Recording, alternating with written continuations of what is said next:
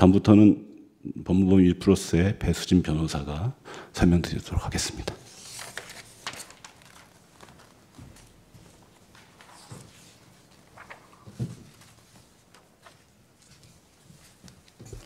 탄핵 소추 사유 가운데 국회 무력화 행위에 대해 말씀드리겠습니다. 4가지 중 먼저 국정감사 자료 제출 거부입니다. 법사위는 2024년 9월 25일에 국정감사 자료 요구의 건을 의결하였습니다. 요구 자료 중 하나가 검찰 특수활동비 관련 자료입니다. 그런데 법무부는 10월 8일자 답변서로 뚜렷한 법적 근거 없이 수사, 정보 등 업무 수행을 현저하게 곤란하게 할 우려, 국감국조법, 정보공개법의 취지 등을 이유로 자료 제출을 거부하였습니다. 국회에서의 증언 감정 등에 관한 법률 제4조 제1항의 국가기관 서류 제출 거부 불가 원칙에 정면으로 반하는 답변입니다. 이 법은 누구든지 국회 서류 제출 요구를 받은 때에는 반드시 따라야 하는 법입니다. 특히 국가기관의 자료 제출 의무, 자료 제출 거부 불가 원칙이 규정되어 있습니다. 이에 따르면 국가기관은 직무상 비밀을 이유로라도 서류 제출을 거부할 수 없고 유일하게 법상 허용되는 것은 군사, 외교, 대북관계의 국가 기밀에 관한 사항인데 이 경우에도 법에 정해진 절차를 거쳐야 가능합니다. 그런데 피청구인은 법상 허용되지 않은 사유를 들어 서류 제출을 거부하고 국회법에서 규정하고 있는 10일 이내는 물론 국정감사에서 통상 이해되는 수감일까지라는 서류 제출 기한을 준수하지 않았습니다. 참고로 야당 법사위원들이 국정감사는 물론 전체 회의에서 기회가 있을 때마다 검찰 특수활동비 관련 자료 제출 요구하고 촉구하고 또 촉구했습니다만 법무부는 끝까지 제출하지 않았습니다. 따라서 피청구인은 국회 증언감정법의 국가기관 서류 제출 의무, 국정감사 협조 의무를 위반하였고 국정감사 서류 제출을 거부함으로써 국회의 서류 제출 요구 권한을 무력화하여 국정감사를 방해, 헌법상 국회의 권한인 국정감사 권한을 무력화하였습니다. 두 번째, 탄핵 소추 사건 조사 자료 제출 거부입니다. 법사위는 2024년 7월 31일 검사 김영철의 모해 위증 교사와 공무상 비밀 누설을 소추 이유로 하는 탄핵 소추 사건 조사를 위해 8월 9일까지 자료 제출하라는 자료 제출 요구의 건을 의결하였습니다. 이 가운데 장시호 출정 기록 관련 자료 요구도 포함되어 있었는데 법무부는 이를 거부했습니다. 단순히 거부만 한 것이 아니라 허위 사실을 들어 자료 존재 여부를 은폐하고 국회의 자료 제출 요구와 이행 촉구를 포기시키려 하기도 했습니다. 장시호 출정 기록은 검사 김영철의 중대한 법 위반을 입증할 중요한 증거로 여겨졌던 것입니다. 그런데 법무부는 8월 9일자 답변서를 통해 수사 재판에 관한 사항으로서를 이유로 든다든지 사생활의 비밀 또는 자유를 침해할 염려 등을 이유로 관련 자료 제출을 거부했고 이러한 법무부의 비협조로 인해 조사가 난항을 겪게 되자 법사위는 8월 19일 서울구치소 현장 검증에 나섰습니다. 법무부는 3년이 지나 기록이 삭제되었다며 자료를 은폐, 제출 거부하였습니다. 8월 23일 법사위 전체 회의에서는 유출될 우려가 있다거나 헌법에 내재적 한계가 있다는 등의 사유를 대며 장시호 출정 기록 관련 자료 제출 거부를 합리화했습니다. 법무부가 제시한 9가지 거부 사유 중 단 하나도 국회 증언감정법이 자료 제출 거부를 허용하는 군사, 외교, 대북관계의 국가 기밀에 관한 사항은 없습니다.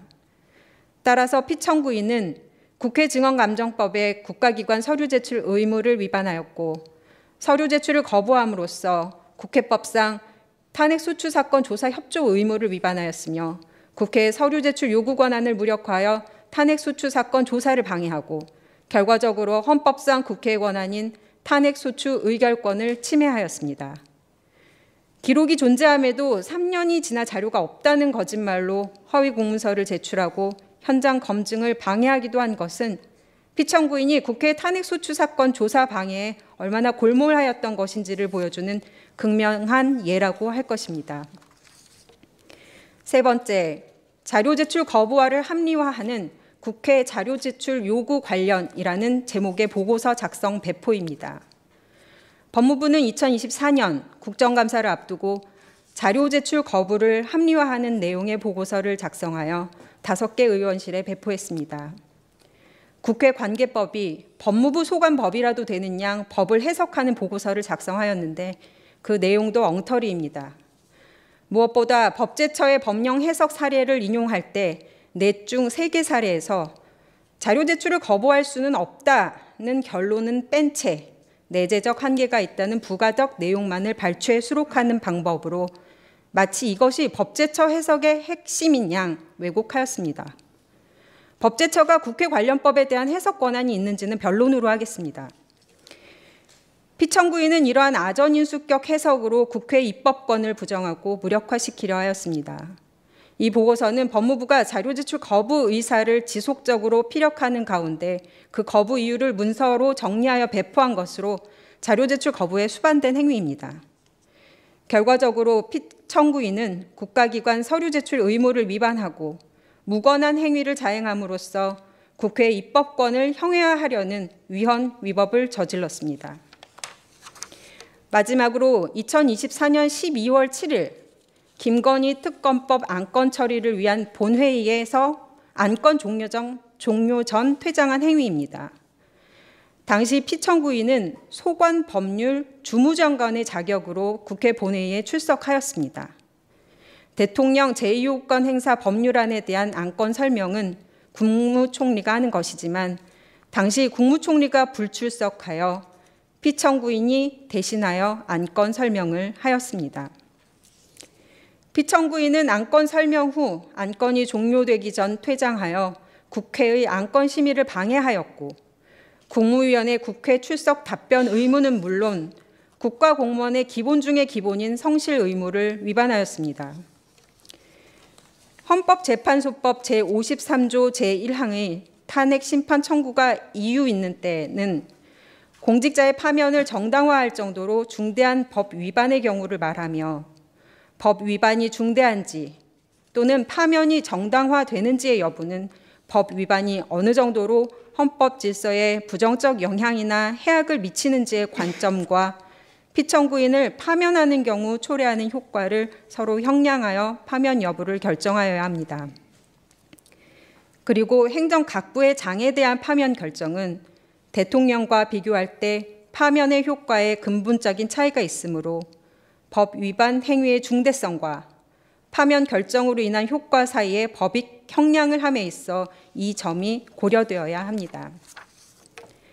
이러한 법리를 기준으로 판단한다면 피청구인의 행위는 파면을 정당화할 수 있을 정도로 중대한 헌법이나 법률 위반이 있고 그 파면 결정의 긍정적 효과는 파면하지 않았을 때의 부정적 효과보다 월등히 클 것으로 능히 예상되므로 피청구인은 파면되어야 합니다. 우선 대통령 윤석열 및 다른 국무위원 등과 공모하여 내란죄에 관여한 행위를 보자면 이는 국가존립에 관한 범죄인 국헌을 문란하게 할 목적으로 폭동을 일으키는 내란죄에 가담한 행위로서 그 자체로 헌법질서 파괴 행위에 부역한 것입니다. 가담 정도와 상관없이 헌법질서의 부정적 영향이나 해악이 지대하고 국민의 법무행정에 대한 신뢰를 매우 크게 훼손하였습니다. 그리고 국회의 자료 제출 요구 거부 및 국회 본회의 안건 심의 중 퇴장한 행위를 보자면 국회법, 국회증언감정법, 국감국조법 등 국회관계법 전체와 정부조직법, 행정기본법, 국가공무원법 등 정부의 기틀을 규정한 법률, 심지어 형법까지 위반하며 헌법상 국회의 권한인 입법권, 국정감사권, 탄핵소추 의결권, 자료제출 요구권과 안건 심의권을 무력화한 것으로 평가할 수 있습니다. 헌법이 국회에 자료제출 요구권을 부여한 것은 이것을 수단으로 헌법상 국회 권한을 제대로 행사하고 행정부를 견제하라는 명령에 다름 아닙니다. 그러므로 국회의 자료 제출 요구를 정당한 이유 없이 거부한 것, 그리고 그 거부가 도를 넘어 국회의 본연의 권한인 국정감사권, 탄핵소추권을 무력화시킨 정도라면 이것을 우리가 흔히 보는 행정부와 입법부 간에 늘 있는 단순한 기싸움으로 평가해서는 안 될 것입니다. 우리는 12.3 비상계엄 사태를 겪으며 위헌, 위법한 대통령으로부터 국민을 지킬 수 있는 마지막 보루는 국회라는 사실을 절실히 깨달았습니다.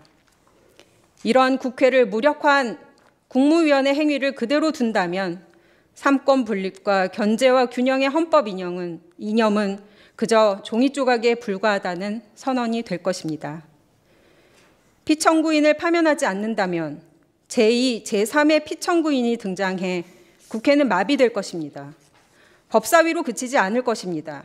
전염병처럼 모든 상임위로 번질 것이고 관련 기관, 심지어 민간까지 국회의 권한을 무시할 것입니다. 자료 제출을 끝까지 거부해서 국정감사를 방해하고 탄핵 소추 사건 조사를 방해하고 국회 본회의에서 기관 소관 안건이 진행되는 중간에 무단 퇴장을 하고 국회의 입법권을 부정하고 법률을 마음대로 해석 적용을 해도 국무위원회 자리가 보전이 되는데 누가 국회를 존중하고 국회를 통해 표출되는 국민의 의사를 두려워하겠습니까? 대한민국의 민주적 정당성이 한낱 국무위원에게 이렇게 짓밟혀서야 되겠습니까? 국무위원으로서 국민의 생명과 안전을 위협하는 내란에 관여하였고 민의의 전당인 국회를 무력화한 것보다 더 중대한 위헌 위법이 있을 수 없습니다. 피청구인을 법무부 장관에서 파면하는 효과, 과연 부정적 효과가 있을지조차 의심됩니다만 그 효과를 감내할 만큼 피청구인의 행위가 우리 헌법 질서에 미치는 부정적 영향이나 해악은 지대합니다. 피청구인을 파면하지 않는다면 우리 헌법 질서는 너무나 쉽게 부정당하고 훼손될 것입니다. 총칼을 들고 국회의원을 끌어내는 것만이 국회를 무력화시키는 것이 아님을 말씀드립니다. 부디 피청구인을 파면하여 주시기 바랍니다. 감사합니다.